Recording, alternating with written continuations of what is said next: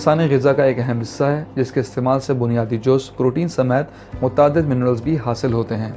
Experts की जानिब से अच्छी हेल्थ को मेंटेन करने के लिए आपकी डाइट में ज़्यादा वेजिटेबल्स यानी सब्ज़ियाँ, फल और दालों को अहमियत देना तजवीज़ किया जाता है, मगर गोश्त की अपनी ही इफ़ादियत है जिसे बिल्कुल इग्नोर नहीं किया जा सकता। ग़िज़ाई माहिरीन के मुताबिक बकरे का गोश्त गर्म तासीर रखता है जबकि ताकत बख्श है।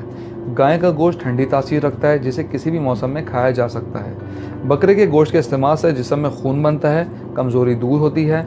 लज़्ज़त और जायके के एतबार से भी बकरे का गोश्त ज़्यादा बेहतर है। इसका इतदाल में इस्तेमाल करना जिस्मानी क़ुव्वत के लिए निहायत मुफीद है। दूसरी तरफ अगर दुम्बे के गोश्त की बात की जाए तो देर से हज़म होता है और जायकेदार भी होता है, जबकि बैल गाय का गोश्त इफ़ादियत में सबसे पीछे और इसमें ग़िज़ायत भी कम पाई जाती है। डाइटिशियंस की जानिब से तजवीज़ किया जाता है कि सफ़ेद गोश्त में मछली और लाल गोश्त में बकरे के गोश्त को अहमियत देनी चाहिए।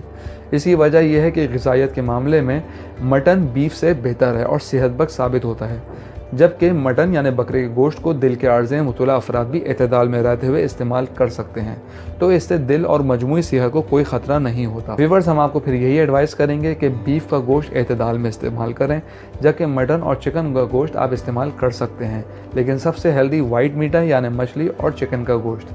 हम उम्मीद करते हैं आपको हमारी आज की वीडियो पसंद आई होगी। कमेंट बॉक्स में राय से ज़रूर आगाह कीजिएगा। Thank you. व्यूअर्स, हमने अपनी वीडियो के कमेंट बॉक्स में अपने व्हाट्सएप चैनल का लिंक दिया है, आप इसको ज़रूर ज्वाइन कीजिए ताकि आपको लेटेस्ट हेल्थ अपडेट बर वक्त मिल सकें।